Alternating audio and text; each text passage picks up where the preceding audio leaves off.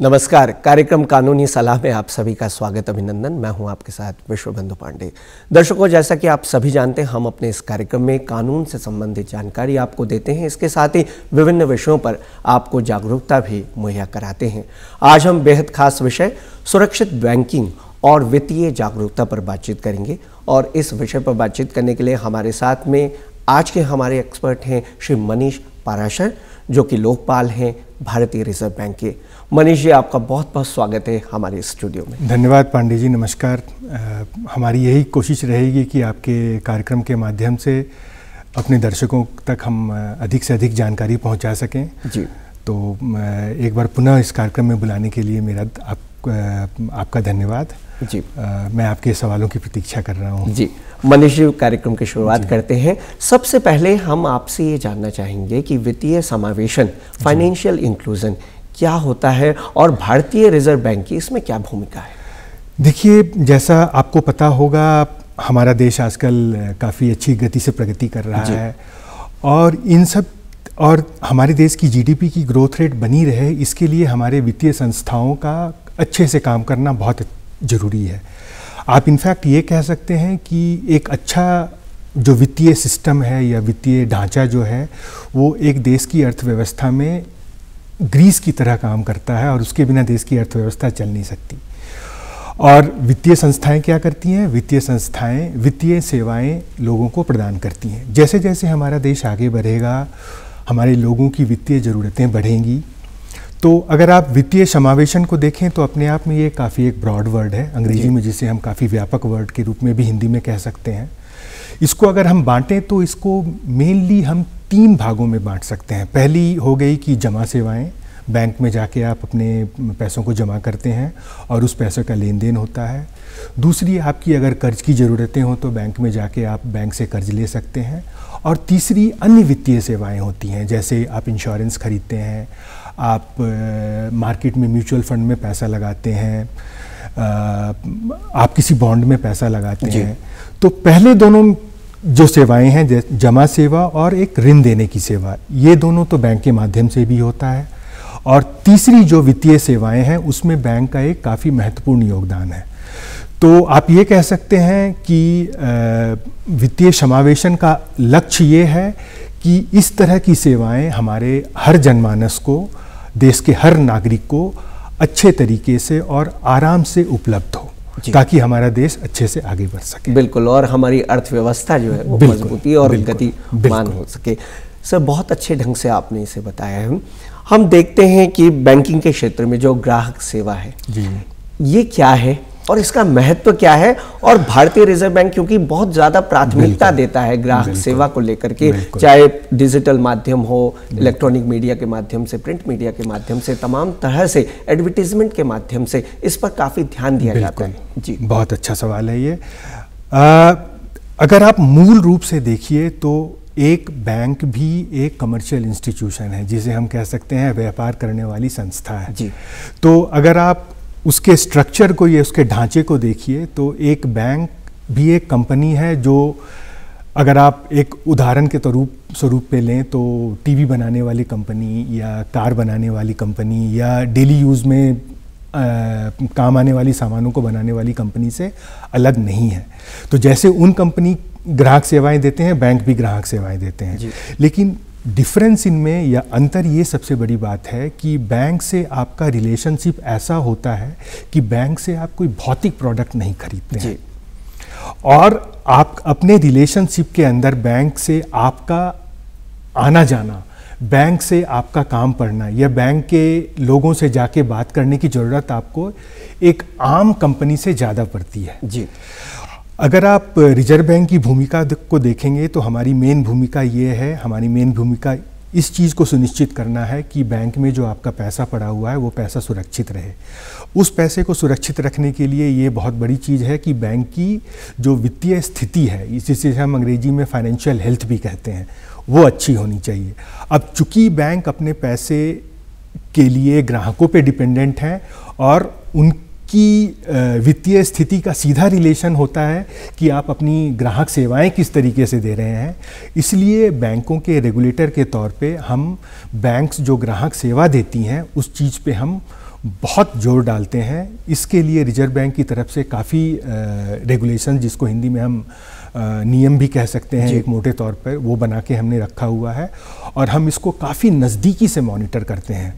हम ये हमेशा अपने ध्यान में रखते हैं कि इस संबंधित जो रिजर्व बैंक की जो नियम है, बैंक उनका पालन करें ताकि ग्राहकों को एक अच्छी सेवा मिले और उसका असर बैंक के फाइनेंशियल हेल्थ पे अच्छा हो। जी सर, आजकल के समय में हम देखें तो ऑनलाइन ज़माना है, डिजिटल प्लेटफॉर्म उपलब्ध हैं, डिजिटलाइजेशन है और जो बैंकिंग सेवाएं हैं वो ऑनलाइन मोड में ज़्यादातर उपलब्ध हैं। बिल्कुल। तो इसके क्या लाभ हैं ऑनलाइन होने से और कुछ जो सावधानियां हैं वो क्या हमें बरतनी चाहिए? देखिए, सबसे बड़ी बात यह है कि अगर देश में डिजिटल सेवाओं की तरफ आप देखिएगा तो अगर एक रेलवे के टिकट के कंप्यूटरीकरण को अगर आप छोड़ दीजिए तो मेरे हिसाब से बैंक और वित्तीय संस्थाएं जो थीं वो देश में कंप्यूटर्स को लाने वाली पहली संस्थाएं थीं। जी। अब कंप्यूटर को लाना अपने आप में ये एक बड़ा इवेंट है, क्योंकि इससे पहली बात जो क्या हुई कि ग्राहकों को वो लोग बैंक से एक बेहतर तरीके से सेवा प्रदान कर सकते हैं और बैंक की जो इंटरनल एफिशिएंसी है, जिसको हम आंतरिक दक्षता कहते हैं, मतलब काम को आप कम खर्च में और बेहतर तरीके से करें, उसमें भी सुधार हुआ। जी। आज से आप ज़्यादा नहीं 10 साल पहले की चीज़ देखिए तो एक साधारण सा बिल जमा करने के लिए हमें जाके लाइन में लगना होता था, या आपको अगर रेलवे का टिकट खरीदना होता था तो आपको लाइन में लगना होता था। बात ये थी कि ये सारी चीज़ें आर्थिक तौर पे प्रोडक्टिव नहीं थी। अगर मैं इसको अर्थशास्त्र की भाषा में कहूँ तो इन चीज़ों का देश की अर्थव्यवस्था को कोई लाभ नहीं हो रहा था। तो हमने आज बैंक को ऐसी स्थिति में लाके रख दिया है जहां आपको, अगर आपको कोई भी लेन देन वाला काम करना है तो रात के 12 बजे जब भी आपको समय मिले तो आप आराम से काम कीजिए। तो इस तरह की चीज़ें जिस पे आप पहले हमारा समय जाया हुआ करता था वो समय अब हमारा जाया नहीं होता है। और इसका एक एंसिलरी बेनिफिट ये भी है कि बैंक्स की दक्षता में भी सुधार हुआ है। जी। अब आपके प्रश्न का दूसरा भाग है कि इसमें हमें क्या सावधानियां बरतनी चाहिए। देखिए, कोई भी चीज़ जो आती है उसके साथ उसका एक दूसरा पहलू भी होता है, और अगर आप डेटा या आंकड़ों को देखिए तो हम इस चीज़ को कतई नहीं कह सकते हैं कि डिजिटल माध्यम के आने से धोखाधड़ी की चीज़ों में बढ़ोतरी हुई है। जी। उल्टे आप आंकड़े ये बताते हैं कि डिजिटल माध्यमों के आने से हमारे लेन देन में जो सुरक्षा की जो लेवल है जी, या जो स्तर है वो स्तर बढ़ गया है। हाँ, ये साथ है कि साथ में हमारी कुछ जिम्मेवारियां बढ़ गई हैं। बिल्कुल। आप आज से 10 या 15 साल पहले की बात को याद कीजिए, जब हम कहीं बाहर जाते थे और हमें अपने साथ कैश ले जाना होता था तो हम बड़ी सावधानी से उस कैश को ले जाया करते थे। आज आपकी दुनिया आपके मोबाइल फ़ोन में सिमट के रह गई है। आज आपका बैंकिंग लेन देन आपके कार्ड्स में सिमट के रह गया है। तो हमारे लिए बहुत ज़रूरी है कि अपने मोबाइल फ़ोन, अपने पासवर्ड, अपने OTP, अपने बैंक अकाउंट खाते की डिटेल्स, अपने कार्ड, अपने क्रेडिट कार्ड, अपने डेबिट कार्ड को हम उसी सावधानी से रखें जिस सावधानी से पहले हम अपने कैश को रखते थे। और इन चीज़ों का अगर हम पालन करेंगे तो जो फ्रॉड्स की जो संभावना है, जो हम सुनते हैं आज किसी के खाते से 50,000 रुपये निकल गए, किसी के खाते से 1 लाख रुपये निकल गए, किसी के साथ साइबर ठगी हो गई, तो इन सब चीज़ों में काफ़ी हद तक कमी आ जाएगी। जी। सिर्फ फ्रॉड की बात हमने की है क्योंकि धोखाधड़ी का निश्चित रूप से जो ऑनलाइन माध्यम रहता है, सामान्य जन के मन में एक रहता है, अविश्वास भी रहता है कि कहीं हम किसी चीज़ में आकर कहीं धोखाधड़ी का शिकार न हो जाए। बैंकिंग फ्रॉड क्या है, इसे किस तरह से परिभाषित करेंगे, और ताकि हमारे साथ में हमारे जो व्यूअर्स हैं जो ग्रामीण क्षेत्रों से भी जुड़े हुए हैं वो लोग भी इस कार्यक्रम के माध्यम से जानकारी हासिल अगर आप फ्रॉड शब्द को शाब्दिक अर्थ अगर आप लीजिएगा तो ये हमारे क्रिमिनल प्रोसीड्यूर CRPC जो उसमें डिफाइंड है, आम बोलचाल की भाषा में हम लोग इसको 420 कहते हैं। तो फ्रॉड का मतलब ये है कि किसी आदमी ने आपके साथ धोखाधड़ी किया। बिल्कुल। अब जहाँ तक बैंकिंग फ्रॉड से रिलेटेड सवाल है तो बैंकिंग फ्रॉड में भी इसका जो मूल कारण है वो 2 हो सकता है। नंबर 1, एक कोई आदमी आपसे धोखाधड़ी करके आपसे आपकी जो कॉन्फिडेंशियल इंफॉर्मेशन है, आपकी जो गोपनीय इंफॉर्मेशन है, जिनके आधार जिन इंफॉर्मेशन को जानने के बाद वो आदमी आपके साथ धोखाधड़ी करके आपके खाते से पैसे निकाल सकता है, बिल्कुल, धोखावश आपको भ्रम में लाकर वो इंफॉर्मेशन आपसे निकाल लेता है। और दूसरी बात है कि बैंक का अगर कोई एम्प्लॉई आपके साथ कुछ गलत करता है तो जहाँ तक आंकड़े बताते हैं बैंक का एम्प्लॉई आपके साथ साधारणतः कभी कुछ गलत इस तरह की चीज़ें होती नहीं हैं। 99% क्या लगभग 100%, 99.9% हमारे पास जो फ्रॉड के केसेस आते हैं उसमें हम यही देखते हैं कि आप किसी एक ऐसे आदमी के साथ अपनी विश्वसनीय जानकारी शेयर कर देते हैं जिस आदमी को आप जानते नहीं हैं। जी, आप हमेशा देखिएगा, हर बैंक आपको ये बताता है कि किसी भी अनजान आदमी के साथ आप अपने पासवर्ड, अपने गोपनीय इन्फॉर्मेशन, इन चीज़ों को शेयर ना करें। फ़ोन पे आपसे अगर कोई पूछ रहा है कि आप अपना क्रेडिट कार्ड डिटेल बता दीजिए, मैं इस बैंक से बात कर रहा हूँ, मैं फ़ला बैंक से बात कर रहा हूँ, तो इसकी पूरी संभावना है कि वो आदमी एक फ्रॉडस्टर है। अगर आपके पास कोई मैसेज करके ये भेज रहा है कि आपके अकाउंट में KYC डॉक्यूमेंट्स अपडेट नहीं है, आप इस मैसेज को क्लिक कीजिए और यहाँ भर दीजिए, तो इस बात की पूरी संभावना है कि वो आदमी एक फ्रॉडस्टर है। तो इन तरह की चीज़ों को आप बिल्कुल ही इंटरटेन नहीं कीजिए। किसी भी ऐसे आदमी को आप ऐसी गोपनीय जानकारी, इनफैक्ट हम तो ये भी कहते हैं कि किसी बैंक के स्टाफ को भी आप अपनी गोपनीय जानकारी नहीं बिल्कुल दीजिए, वो भी नहीं अलाउड है। तो कोई भी बैंक आपसे आपकी गोपनीय जानकारी कभी नहीं मांगेगा। तो इन सब चीज़ों को अगर हम थोड़ा ध्यान में रखेंगे तो जैसा मैंने पहले भी कहा, हमारे फ्रॉड के जो इंस्टेंसेज हैं या जो घटनाएं हैं वो 99.9% नीचे आ जाएंगी। जी, बिल्कुल। क्योंकि आंकड़े यही बताते हैं कि मोर और लेस सारे फ्रॉड्स में धोखावश ही सही, लेकिन लोग अपनी गोपनीय जानकारी किसी तीसरे आदमी के साथ शेयर कर लेते हैं। और भारतीय रिजर्व बैंक के द्वारा समय समय पर जो है वो मैसेजेस भी दिए जाते हैं, फ़ोन पर लोगों को सूचित भी किया जाता है कि आप अपनी गोपनीय जानकारी को किसी के साथ साझा न करें। बिल्कुल, आपने हमारे एड्स देखे होंगे। जी, बिल्कुल। हमारे काफ़ी एड्स ऐसे आते हैं जिसमें, क्योंकि इस चीज़ को हम लोग बिल्कुल अप्रिशिएट करते हैं कि इन तरह की चीज़ों को रोकने का एकमात्र और सबसे असरदार माध्यम है कि आदमी खुद जागरूक हो जाए। बिल्कुल। और हमने अपने जितने भी रेगुलेटेड इंस्टीट्यूशंस हैं, मतलब ऐसे जितने इंस्टीट्यूशन जो हमारे रेगुलेटरी लॉज के अंदर आते हैं, सबको बोला हुआ है कि हम जो कर रहे हैं उसके अलावा आप भी अपने ग्राहकों में इस तरह की जो चीज़ें हैं इसका अच्छे से प्रचार प्रसार कीजिए। आप अपने ग्राहकों को जागरूक कीजिए कि किसी तीसरे आदमी से आप अपने इस तरह के इन्फॉर्मेशन बिल्कुल शेयर ना करें। बिल्कुल।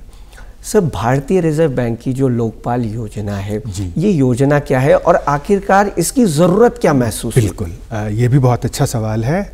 आप जैसा मैंने पहले कहा था कि एक आम कंपनी, मतलब आम कंपनी से मेरा तात्पर्य ये है कि ऐसी कंपनियां जो बाकी चीज़ें बेचती हैं, और एक बैंक में सबसे मूल डिफरेंस ये है कि एक कस्टमर को एक आम कंपनी की अपेक्षा बैंक से ज़्यादा बातचीत करनी होती है, बैंक में आना जाना उनका ज़्यादा होता है। तो जब पर्सन टू पर्सन रिलेशनशिप होता है तो बीच में कुछ व्यवधान आने का, कुछ डिफरेंस पैदा हो जाने की संभावना आम कंपनी की अपेक्षा ज़्यादा होती है। और दूसरी बात मैंने ये भी कहा था कि बैंक की जो अपनी स्थिति है, उनकी जो फाइनेंशियल पोजीशन है, उनकी फाइनेंशियल स्ट्रेंथ है, उसका भी ग्राहक सेवा से एक बहुत ही मजबूत कोरिलेशन है, ये संबंध है। तो इन सब चीज़ों का तात्पर्य ये है कि ग्राहक सेवा एक बैंक के लिए काफ़ी इम्पॉर्टेंट हो जाती है, काफ़ी महत्वपूर्ण हो जाती है। इसलिए हमने हर बैंक को ये कहा हुआ है कि आप अपने बैंक और गैर बैंकिंग वित्तीय संस्थाओं को भी हमने कहा हुआ है कि आप अपने अंदर एक ग्रीवांस रिड्रेसल मैकेनिज्म, जो अंग्रेजी में हम कहते हैं, या शिकायत निवारण प्रणाली बना के रखिए, ताकि किसी आदमी को अगर आपसे कोई शिकायत होती है तो वो एक स्ट्रक्चर्ड तरीके से, एक बताए हुए तरीके से आपके यहाँ जाए और उसकी समस्या का निवारण हो जाए। अब आपको पता होगा हमारा देश काफ़ी बड़ा है, 140 करोड़ की आबादी है लगभग हमारी।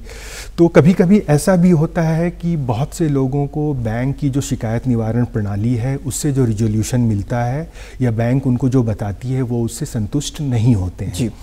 तो हमने क्या किया कि हमने एक अल्टरनेट ग्रीवांस रिड्रेसल मैकेनिज्म बना के रखा और कहा कि अगर आप बैंक से मिलने वाले रिजोल्यूशन से संतुष्ट नहीं हैं तो आप हमारे पास आइए और हम उस चीज़ को एक इंडिपेंडेंट, निष्पक्ष तरीके से उसकी जांच करेंगे, और अगर हमें पता चलेगा कि बैंक की गलती है तो हम आपकी समस्या का निराकरण करेंगे। सकें। जी। तो इसीलिए हमने एक अल्टरनेट ग्रीवेंस रिड्रेसल मैकेनिज्म लोगों के लिए बना के रखा है। तो आरबीआई ओम्बड्समैन स्कीम है वो मूलतः एक अल्टरनेट ग्रीवेंस रिड्रेसल मैकेनिज्म है। जी सर, आप लोकपाल के इस अत्यंत गरिमामय पद पर कार्य कर रहे हैं। तो शिकायतें जो होती हैं, किस प्रकार की शिकायतें आपको ज़्यादातर प्राप्त होती हैं? किन विषयों पर ज़्यादातर लोग शिकायतें करते हैं? इस पर आप क्या? देखिए, आजकल ज़्यादातर शिकायतें जो हमारे पास आती हैं वो बैंक में रोज़मर्रा की जो लेन देन की समस्या होती है, किसी का खाता बंद नहीं होना, किसी के लोन में जो बताया गया उससे ज़्यादा इंटरेस्ट ले लेना, किसी से जो शुल्क बैंक लेती है, बोला गया 1% और 1.25% बैंक ने ले लिया।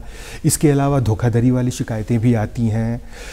इसके अलावा इस तरह की भी शिकायतें हमारे पास आती हैं जहां आपने लोन लिया और लोन के बारे में जो रिकवरी होनी है, जी, जब आप बैंक से लोन लेते हैं तो लोन को पैसा वापस करना होता है। कई बार ऐसा होता है कि बहुत लोग आर्थिक परेशानी के कारण अपने लोन को समय पे चुका नहीं पाते हैं। तो उस केस में भी हमारे स्पष्ट निर्देश हैं कि आप लोगों से जाके पैसा मांग सकते हैं, लेकिन उस पैसे को मांगने के लिए आप गैर कानूनी चीज़ों का इस्तेमाल नहीं कर सकते हैं। आपको कानूनन कानून की मर्यादा के अंदर रह के पैसे को आदमी से मांगना है। तो हमारे पास कुछ ऐसी भी शिकायतें आती हैं जहां लोगों को अननेसेसरली लोन को वापस करने के लिए परेशान किया जाता है। तो हम इन सब तरह की शिकायतों को देखते हैं। जी, इन सभी का और निवारण बिल्कुल, बिल्कुल। सर, प्रक्रिया क्या है निवारण की जब इस तरह की शिकायतें आपको मिलती हैं? बिल्कुल। शिकायत निवारण अल्टीमेटली अगर आप उसको मूल रूप में देखिए तो हम एक इंडिपेंडेंट बॉडी है बैंक और ग्राहक के बीच में। तो जब ग्राहक हमारे पास आता है तो सबसे पहले ये बात होती है कि ग्राहक अपना वर्सन हमें बताता है कि हमारे साथ ये हुआ, तो हम उस चीज़ को सबसे पहले बैंक की तरफ भेजते हैं, या जो अगर नॉन बैंकिंग कंपनी है तो उनके पास भेजते हैं। वहाँ से वो बताते हैं कि उनका इसमें पक्ष क्या है। दोनों पक्षों को मिला के और जो बैंक के पास रिकॉर्ड होते हैं उन रिकॉर्ड को एग्जामिन करके हम साधारणतः इस नतीजे पे पहुंचते हैं कि इस केस में बैंक की गलती है या नहीं है। अगर बैंक की गलती है तो हम उस समस्या का वहीं पे निवारण कर देते हैं, और अगर हमें दिखता है कि बैंक शायद अपनी जगह सही था तो हम पोलाइटली अपने ग्राहकों को ये बता देते हैं कि यहाँ नियम इस तरह की चीज़ों को अलाउ नहीं करता है, तो यहाँ हमें बैंक की और उनको एक स्पष्टीकरण भी दिया जाता है जिससे वो संतुष्ट। बहुत ही स्पष्ट भाषा में हम उनको बताते हैं, हम कानूनी भाषा में उनको नहीं बताते हैं कि यहाँ आपने ये बताया था, हमने इस चीज़ की निष्पक्ष जांच की, लेकिन हमें यहाँ बैंक की कोई गलती नहीं मिली। जी, जब कोई शिकायत करता है, उपभोक्ता है, जो ग्राहक है वो शिकायत करता है, तो इसके लिए क्या कुछ शुल्क उसे अदा करना पड़ता है, चार्जेस उसको अदा बिल्कुल नहीं। जो बैंक के अंदर की जो शिकायत निवारण प्रणाली है और आरबीआई के पास जो अल्टरनेट शिकायत निवारण प्रणाली है, दोनों ही एब्सोल्युटली फ्री, बिल्कुल मुफ्त है। और हमारे पास शिकायत करने के लिए हमने बैंक्स में भी ये बना के रखा हुआ है। इंटरनेट का ज़माना है, आजकल हर कोई अपना काम ऑनलाइन करना चाहता है, तो हमारे यहाँ कंप्लेन डालना या फॉर दैट मैटर बैंक में भी कंप्लेन डालना काफ़ी आसान प्रक्रिया है।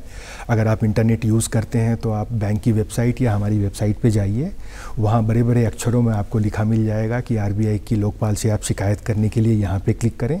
आप वहाँ पे क्लिक कीजिए, आपसे सर्टेन इन्फॉर्मेशन पूछी जाती हैं, आपके फ़ोन पे एक OTP आएगा और उसके बाद आप आराम से अपनी शिकायत वहाँ डाल सकते हैं। कुछ लोग हमारे यहाँ ऐसे भी हो सकते हैं जो इंटरनेट को यूज़ करने में उतने कंफर्टेबल ना हो, तो उनके लिए हम लोगों ने ये भी कहा हुआ है कि आप हमारे दिए हुए पते पे आराम से चिट्ठी लिखिए, हम उन चीज़ों का भी संज्ञान लेंगे। और अगर आपको इस बारे में कोई अधिक जानकारी चाहिए तो हमने एक कॉल सेंटर भी खोल के रखा हुआ है। उस कॉल सेंटर का नंबर 14448 है। इसके पहले आपको कोई STD कोड लगाने की ज़रूरत नहीं पड़ेगी, आप अपने लैंडलाइन और मोबाइल फ़ोन दोनों से इस नंबर को डायल कर सकते हैं। तो आपको किसी भी तरह की कोई समस्या आती है, आराम से आप यहाँ फ़ोन कीजिए। आपकी वेबसाइट का भी अगर आप बिल्कुल करें। बिल्कुल, तो हमारी वेबसाइट cms.rbi.org.in है, तो वहाँ जाके आप लिंक को यूज़ करके आराम से हमारे पास कंप्लेन कर सकते हैं। जी, टोल फ्री नंबर्स वेबसाइट उपलब्ध है। और ये भी है कि जैसे ही आपका कंप्लेन हमारे पास आता है, चाहे वो फिजिकल भौतिक चिट्ठी के माध्यम से आए या इंटरनेट के माध्यम से आए, और अगर आप अपना ईमेल आईडी और फ़ोन नंबर हमारे साथ शेयर करते हैं तो तुरंत आपके फ़ोन और ईमेल आईडी पे एक एक्नॉलेजमेंट जाएगा, जहां आपको एक यूनिक आईडी, जिसे हम कंप्लेन नंबर कहते हैं, वो कंप्लेन नंबर आपको मिलेगा और ये कंप्लेन नंबर बिल्कुल रेलवे के PNR के ऐसा है जी। जिस नंबर को आप इंटरनेट पे डाल के, हमारे साइट पे डाल के आप ये देख सकते हैं कि आपकी कंप्लेन फिलहाल किसके पास है और उसकी क्या स्थिति है। तो जिसे हम अंग्रेजी में कहते हैं, कंप्लेन को ट्रैक भी एक व्यक्ति कर सकता है, जिसे हम अंग्रेजी में कहते हैं रियल टाइम ट्रैकिंग, तो ये बिल्कुल संभव है। तो हमारी जो प्रणाली है वो एंड टू एंड कंप्यूटराइज्ड है और at any point of time किसी भी समय पे आप पूरी जानकारी आपको मिल सकती है। सर, जब शिकायत हो जाती है, शिकायतकर्ता शिकायत कर देता है, तो जवाब RBI के द्वारा दिया जाता है, तो उसकी क्या प्रक्रिया है, किस तरह से उसे जवाब दिया जाता है जो शिकायत करता है? हमारे यहाँ जब कंप्लेन हमारे पास आता है तो जैसा मैंने आपको पहले बताया कि हम उस कंप्लेन को बैंक के पास भेजते हैं और उस कंप्लेन को देखने के लिए जो भी ज़रूरी रिकॉर्ड्स होते हैं वो हम बैंक से मंगवाते हैं और एक बार उन रिकॉर्ड्स को एग्जामिन करने के बाद जब हम किसी निष्कर्ष पे पहुंचते हैं तो हमारे यहाँ एक चिट्ठी होती है जिसे अंग्रेजी में आप क्लोजर लेटर कह सकते हैं। बिल्कुल। तो जब कंप्लेनेंट को इंटीमेशन जाता है कि या तो आपकी कंप्लेन को हमने बंद कर दिया, बंद में हो सकता है आपको पॉजिटिव रेजोल्यूशन भी मिले, और अगर हमें ये पता चलता है कि बैंक की गलती नहीं है तो हम आपके कंप्लेन को रिजेक्ट भी कर सकते हैं। तो किसी भी स्थिति में चाहे आपकी समस्या का निवारण कर दिया गया या हमने उस समस्या को उस कंप्लेन को रिजेक्ट कर दिया, दोनों ही स्थिति में एक प्रॉपर स्ट्रक्चर्ड लिखा हुआ द्विभाषी रूप में एक आपको क्लोजर लेटर जाएगा, जिस क्लोजर लेटर में ये बाकायदा लिखा होगा कि आपके कंप्लेन को रिजेक्ट करने का बेसिस या आपके कंप्लेन को मानने का बेसिस क्या था और आपको क्या रिजोल्यूशन दिया गया। जी सर, बैंकिंग प्रणाली को सुदृढ़ करने के प्रयास निश्चित रूप से जारी है, पहले भी किए जा रहे हैं और आज के समय में ये प्रयास बहुत ज़्यादा बढ़ गए हैं। तो RBIOS जिसकी हम बात भी कर रहे थे कि लोकपाल एकीकृत योजना जो है, इस योजना के आने से जो बैंकिंग प्रणाली है उसमें कितना सुधार हुआ है, इस पर आप क्या कहेंगे? बिल्कुल, अभी देखिए जैसा मैंने पहले आपको बताया था कि हमारा लॉन्ग टर्म गोल, जिसे हम लंबी अवधि का जो गोल पोस्ट हमने बना के रखा है, वो ये कतई नहीं है कि लोग रिजर्व बैंक ओम्बड्समैन के पास आए। हमारा लॉन्ग टर्म गोल बिल्कुल ये है कि बैंकिंग प्रणाली की जो ग्रीवेंस रिड्रेसल मैकेनिज्म है वो इतनी सुदृढ़ हो जाए और बैंक्स में इंटरनल कंट्रोल्स इतने अच्छे हो जाएं कि जो ग्राहकों की जो समस्या है या कंप्लेन करने की नौबत कम से कम आए। बिल्कुल। तो इन एडिशन टू हमारा अभी जो हम कंप्लेंट्स का रिजोल्यूशन करते हैं, ओम्बड्समैन जो है वो एक डेटरेंट, जो अंग्रेजी में जो वर्ड यूज़ करते हैं, डेटरेंट के रूप में भी काम करता है। किसी भी बैंक या नॉन बैंकिंग कंपनी को ये ज़रूर लगता है कि अगर वो अपने ग्राहकों को अच्छे से ट्रीट नहीं करेंगे तो रिजर्व बैंक का ओम्बड्समैन खड़ा है, वहाँ वो आदमी जाएगा और हमारी गलती ओम्बड्समैन को मिलेगी तो आदमी को रिजर्व बैंक ओम्बड्समैन की तरफ से एक कंपनसेशन भी दिलवाया जाएगा।